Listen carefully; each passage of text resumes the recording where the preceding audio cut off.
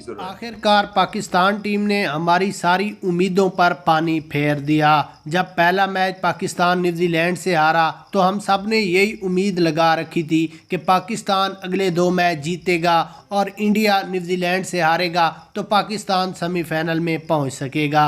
और हमारी दुआएं, हमारी उम्मीदें सब ज़ाया हो चुकी हैं। पाकिस्तान टीम का हाल ये है कि जीता जिताया मैच सिर्फ जानबूझकर कुछ गलतियों की वजह से हारा है।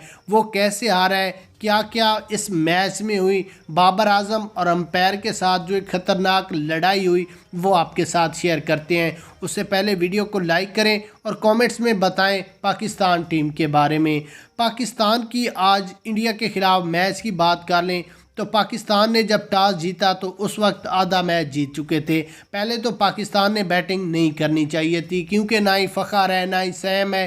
फिर पाकिस्तान इतना बड़ा टारगेट कैसे कंप्लीट करेगा।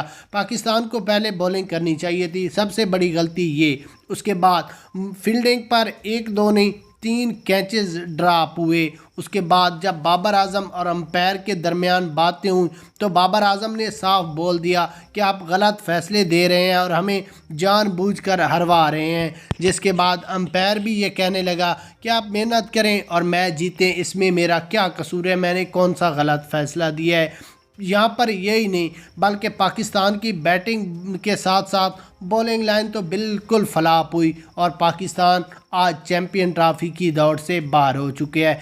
पाकिस्तान अगर चैम्पियन ट्रॉफ़ी से बाहर भी हो जाए कोई इशू नहीं था, लेकिन आज इंडिया वाला मैच जीतना पाकिस्तान के लिए बहुत ज़्यादा ज़रूरी था और वो पाकिस्तान हार गया है।